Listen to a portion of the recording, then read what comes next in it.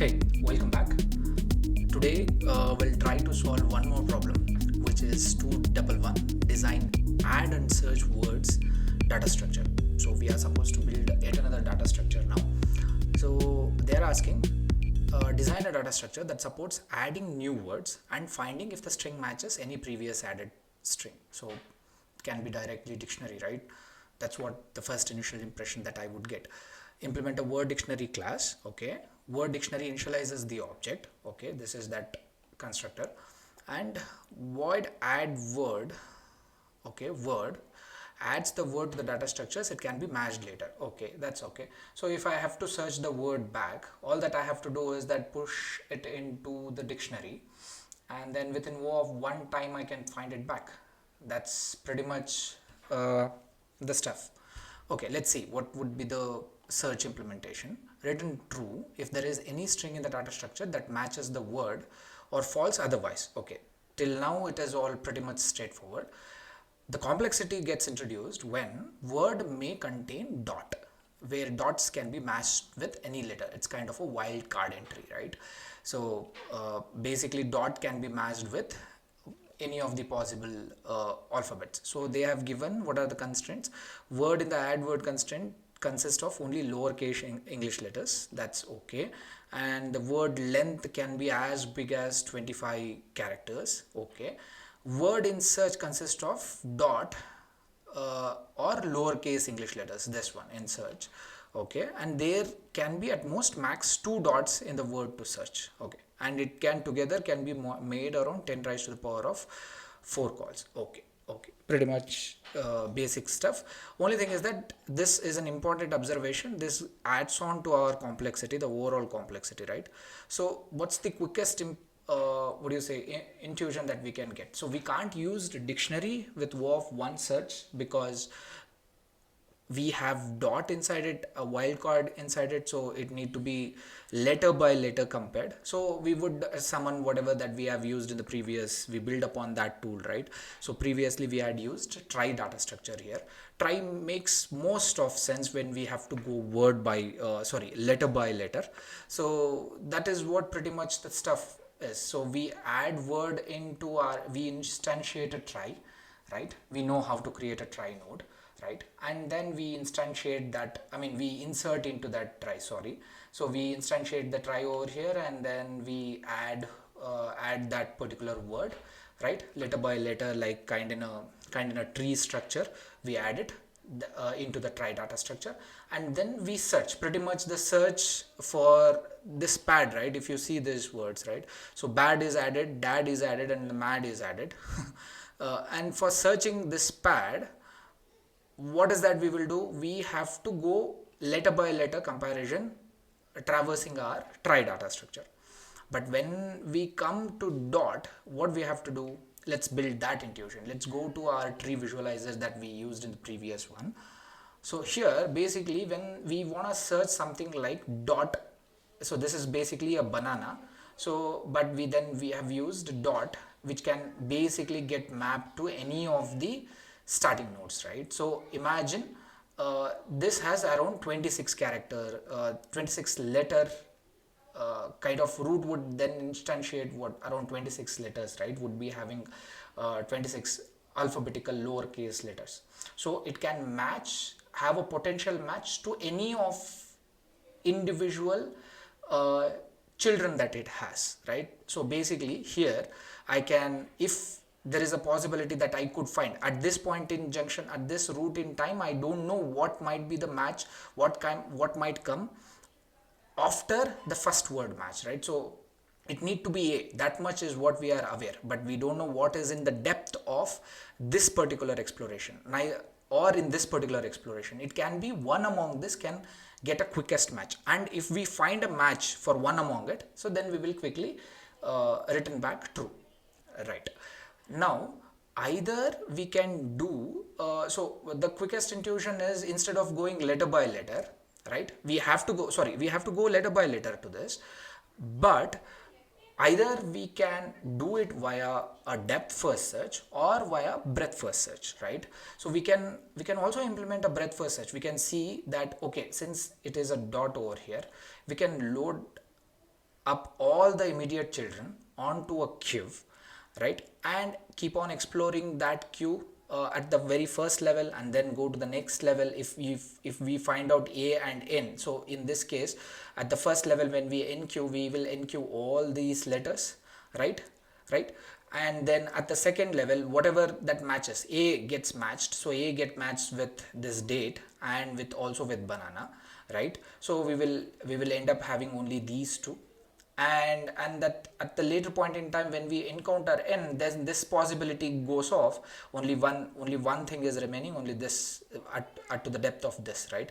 So we can also do BFS, but the problem with BFS is, imagine a root having multiple words, right, multiple letters. It in this case it is just 26 letters, but imagine having a very big children set. In case of a dictionary, you can end up using dictionary for a real-time usage. What will happen then? And that is the first case. So you have to end up loading, it explodes basically whenever you encounter a dot. So that means basically you have a possibility to find out the word inside every single child node, right. So it explodes basically whenever I encounter dot. What will happen? I'll literally have to enqueue entire children of root onto my queue. And imagine there is one more dot like this to add up to her miseries. What would happen? It would then multiplex. Basically, A has to load all its children. Imagine it has its own 26 children, and here B has its own 26 children. In this case, it is just 26. Imagine a real-time situation where you are using 127 characters. So as soon as dot gets encountered, wildcard gets encountered, the queue size explodes exponentially, and then there is a further dot to it. It explodes much more further, and then let's say the constraint goes in real time like that, there is a triple dot wildcard entry. So it keeps on exponentially, the memory size for the queue goes on exploding exponentially. But whereas in case of DFS, all that I have to do is that I have to do a trial and error, but the memory limit is only till the depths of this entire trench, right. I would say trench because imagine, because for a dot I have to explore, because this is potentially given an option that there might be another set of words matching ahead of or in further down in its depth, right. So what I will do, I will take this and explore this onto my memory stack, whatever the highest depth it has, and then it does an auto pruning. If there is no further match of A, it then just discards this and it just goes back and then try doing another search. So it intrinsically has a backtracking mechanism to it. So basically the quickest intuition for this would be that I have to go load up this entire problem into a trie data structure like we did in the previous one, by letter linking like this, creating a trie node, and then basically making up a trie data structure, right.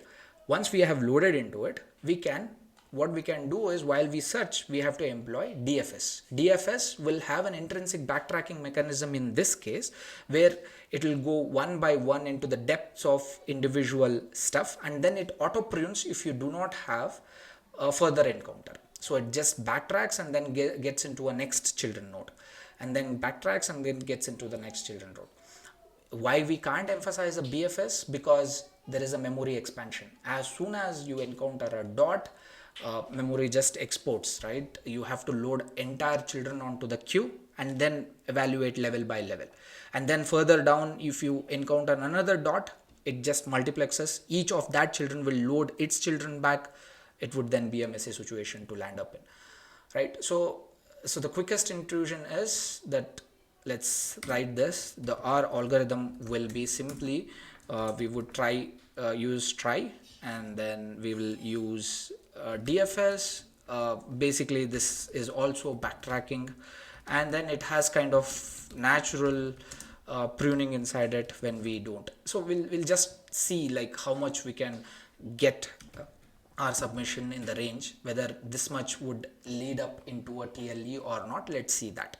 But yeah, our quickest intuition says this. So let's try building this particular algorithm quickly, right? So to start with, I'm using C#, so pretty much every other language remains same, the implementation would remain the same, right? So yeah, let's get into building this up, right, quickly. So what we have to do, we have to use our kind of a try node, right, that we build upon previously. We'll try to stick to some of the best coding practices that we used. So right, so yes, yeah, sealed, private sealed, and then we will use a try node class here, right, a try node class, sorry. And then here within this, what we will be having, like, look at this visualization, we'll just have 26 children to it, right? Each of them again is what, they are again try node, right? So try node array is what we will go up with. So we'll not use dictionaries and all that. So we'll, to be quick about our implementation, we'll check whether our MVP version itself is getting approved or not first, right? So we'll go with public try node, which will call it as children, and then it basically need to have only the get implementation, right? And for us to match that it is a complete word or not, so we have to keep track is end or is word, kind of a boolean, right? So we will do that as well. So it need to have both get and set, right? And then we will do a public ctor, which is of this kind, right, where here we will try initializing this stuff for the children, saying quickly with new try node of 26 characters long, and then is word is this. Then I think this much pretty much would be it. So we'll also use a root, private read only root, right? Private read only try node root. So we'll just use this try. I might have sometimes misspelled try nodes, but in the previous, I think so, but pardon me if I have done that. So I'm pretty much bad at spelling stuffs, but in any case. So private read only root. So root can also be written as in this way, but yeah, I'm sticking to some of the other coding practices that I have used. So root makes sense in this way now. So root, yeah. So now what we have to do, we have to quickly bring about this root to be instantiated in our word dictionary data structure. That's pretty much it. We have our try node ready, our try data structure ready, to be, what do you say, stuffed inside this particular, all the words that come about, right? So we can stuff inside our try node now, right? So quickly, how do we do it? So we use what? We use a current node for this, right? Where, so let's say CRNT current node will be equal to root, like in the linked list traversal, right? That's what, that's kind of an easier way to remember this, right? For each where ch in word, right? And then what is that we will do? We will see that whether it particularly exists here in this. If we have an entry, right? If we have an entry, example, what is that we have to say? Current, right? If the current and one of its children, right, for ch minus a, right, is equal to null, then that means that particular entry doesn't exist. So you have to basically go ahead and then create a new node under here, right? So let's say it is current, and we need to new up, right? If it do exist, let's say if it do exist, then the current should point to the another one, right? So quickest implementation, so it has to do just this without this, okay, right? And then at the end of it, we have to say current is word is true. That's all. We went about discussing why this particular implementation is in previous version. You can check that out, but in any case this should be quickly understood. So we will do one more further optimization here, because it is a position. So we have to say position, right? So we'll just say position, it's kind of an index. So right here, so we'll do this pause entry is equal to ch minus a, right? Done. So we can replace so that there is some kind of amplification in terms of our submission milliseconds that's concerned, right? So hopefully there is some gain. In any case, so we have added up the words inside our trie data structure as of now. Done. Now we'll go about doing this particular implementation, right? Trie-DFS. So trie is done. So we have to do DFS. So for DFS to happen, it can't happen within the search space. So we have to implement one more kind of method. So we'll try to keep it outside, right? So where we will say private, and this should also return a boolean, right? Private boolean, and then we have to do what? Basically a DFS. So that's what we have figured out, right? So DFS, and here we have to do what? We have to use DFS in order to carry out this word. But instead of doing it outside, where we will end up have to pass on, I think, word as well, and furthermore everything. So we'll try to do it within inside a kind of, I think this is kind of convention, or some people prefer it, some people don't. I try to do it within within this, because within the same method itself. So I'll try to do an internal method. So C# do supports an internal kinds of implementation like this. So it's pretty much neat is what I find, what I believe in. But yeah, you can let me know if you have different standards, but you can also try doing it outside and say private there as well. But internally it makes sense to me, because its scope is within the search method itself. So I have an inner method, say DFS of this, and what I have to do, I have to letter by letter keep on tracking, right? So I have to start with one letter, right? We have seen previous for each loop implementation of search, but then we will try to see a DFS implementation of search within the trie data structure as of now. So we have to do what? We have to do basically a DFS, and then it has to start at some point in time, right? So we will say DFS of what? DFS of 0. Let's start with the word 0, the index 0, and then we will proceed from there onwards, tracking letter by letter. That's what pretty much implementation is. Since it returns a boolean as well, whatever that comes out, let's assume as of now we will return that. So that DFS, this implementation of DFS should be self-sufficient. That's what I'm thinking. So yeah, so here we will take in, let's simply say I, right?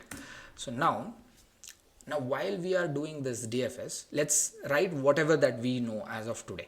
So what is that we know? We have to take in the current node as our root node, right? So we have to have one current node. Let's keep it here for as of now. Let's keep the current node outside only.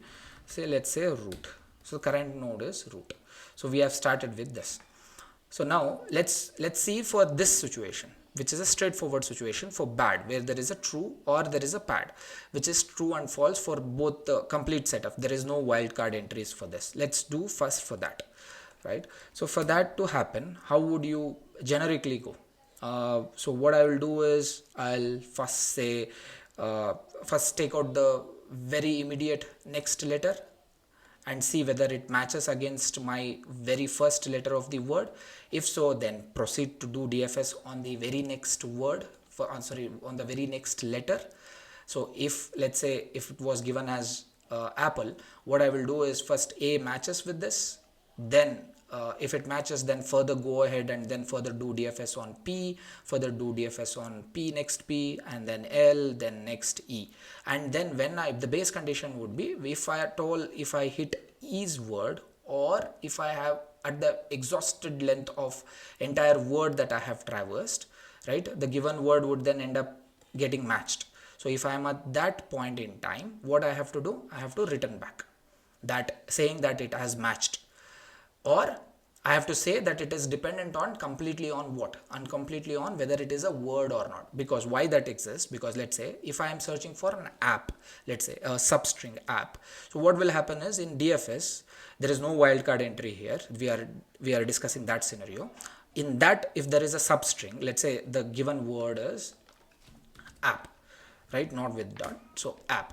So what will happen here? We will go to A, and then we will go to P, and then we will go to DFS into P, another P. What will happen? So we have exhausted the entire word length, whatever the word that was asked for us to search, we have exhausted that. And then we will return back saying what? We have to return true for this? No, because it is not a word. So the entire implementation depends upon whether it is a word at the very end.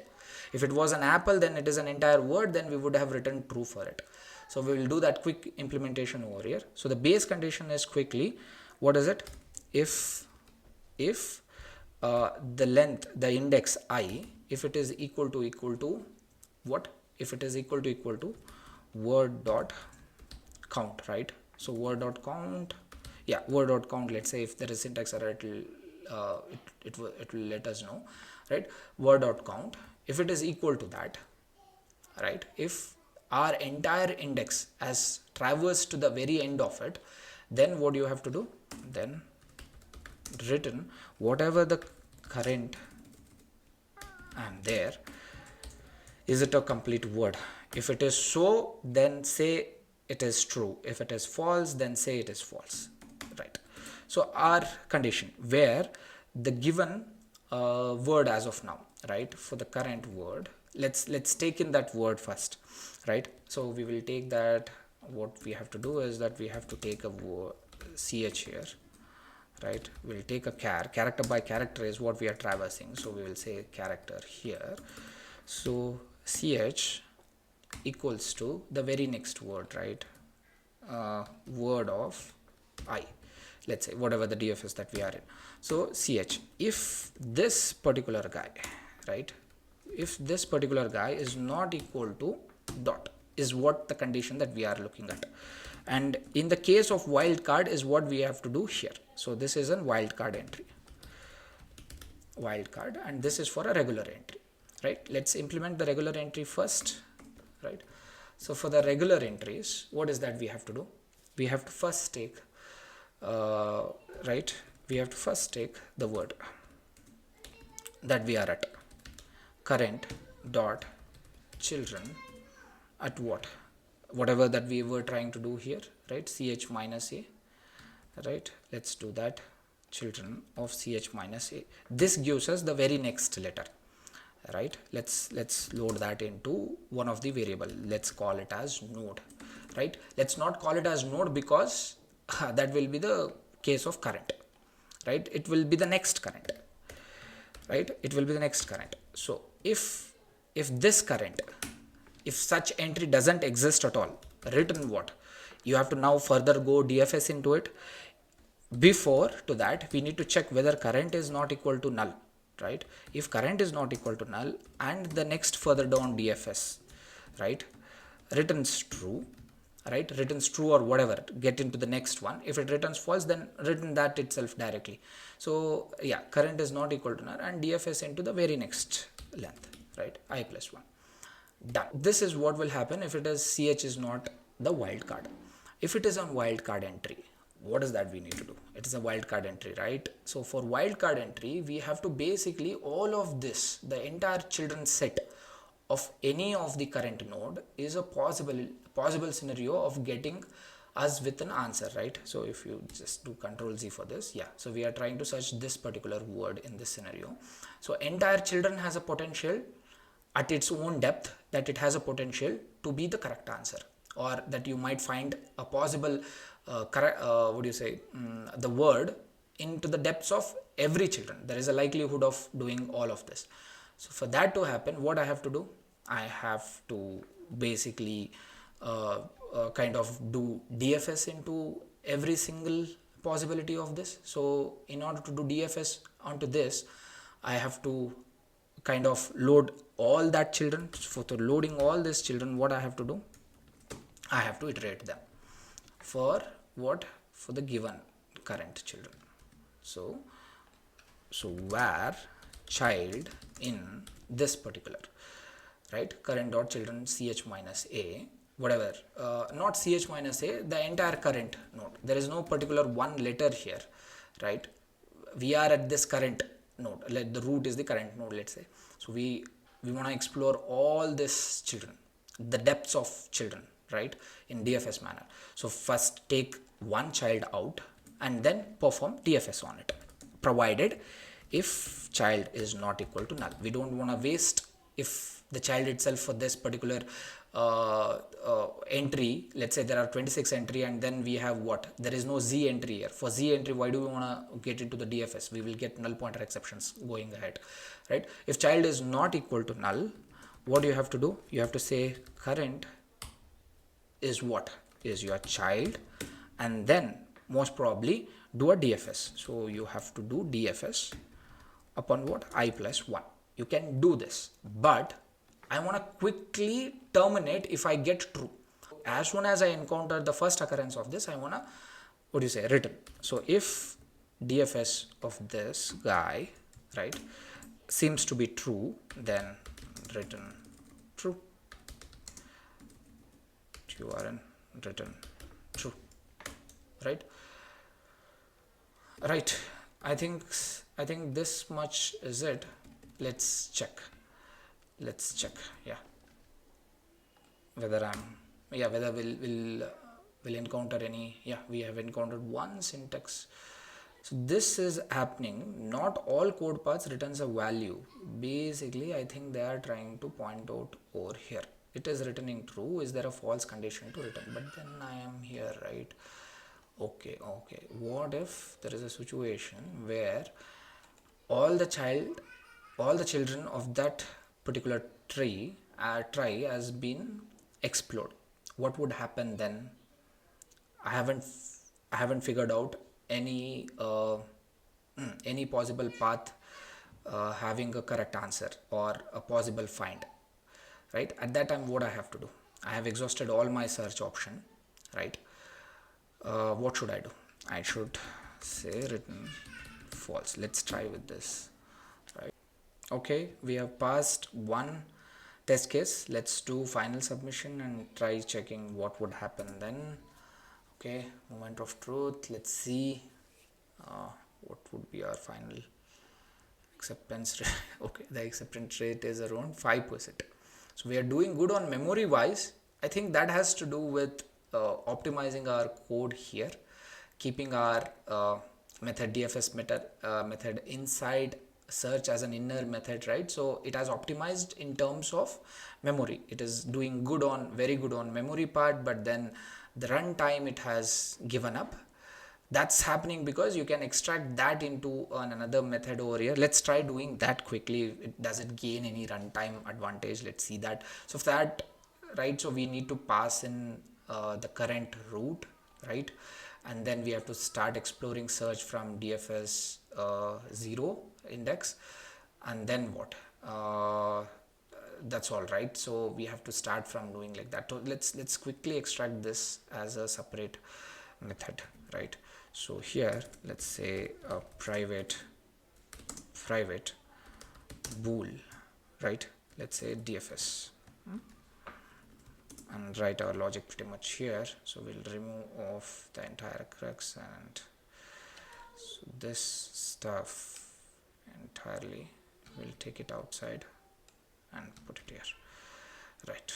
Okay, so do tab like this. Yeah, so now for this to work, what is that we need to do? We need to call upon this DFS with what? With, we will say root, directly pass our root starting here, the index 0, right? And whatever the output that we get, we can just directly, it's like kind of an one line word over here, one line method over here. It's an inline method, right? DFS root. So we have to expect a try node here. So let's do that refactoring quickly. Try node, and we have to say what? We have to say that as current. We have used current here. So current, and then the index will be I, right? Int I, and see whether this refactoring makes sense. We have a test case to verify. It says word dot, okay, it's missing the word, so we have to pass on the word ultimately, right? So word, so and then we have to accept that word, string word let's see. So word.count, I think length is also there, or here it can also cause word I of ch. Okay, ch is not declared, so we have to use it here only. So we will ultimately, what will happen is we will give up on if my guesses are correct. So we have to do memory will take a hit by doing all this optimization, but then we should gain on runtime by doing this. That's what pretty much my guess would be. Let's see that. And for this, I think length exists. Let's quickly check that, right? And if it passes, then it passes. Okay, what's happening here? Current not equal to null DFS. There is no argument corresponding. Okay, so we need to change this DFS, right? Basically using all that.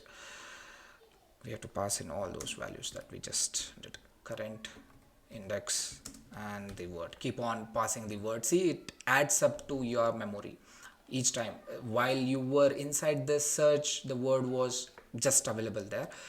But here, yeah, so you will take on, definitely I think so, you will take on hit in terms of memory, but then will we gain on runtime is what we need to check. Let's do that. Yeah, it worked. And then you see for one test case it was taking 1 millisecond. It has gained. It is evident for one test case. Let's do it for 30 test cases. Do we gain anything? Yep, we are at very pretty good range. We made it till 85% and more, right? This is at a pretty good, we beat 87%, and we just moved from 2 seconds to 388 milliseconds. That's a kind of from thousands to 100 we moved, and we have definitely taken hit on our memory. We were at around what 95 percentile, but then we drastically came down to 30%, but that's okay. So you can do you can either inline within this, you can just do a nested function as well. That's also a clean coding practice because all the context remains within that search. But if you want to gain on runtime, this is what pretty much the accepted standards for 30 test cases. The choices I will leave to you. Both are on the clean code principles itself. None of it. The more clean code is to writing within the search. But yeah, that's debatable. But this pretty much I will see with what the next implementation in it in the video might be. Most probably might be on again, try again, but let's see how it goes. But till then, bye. Thank you.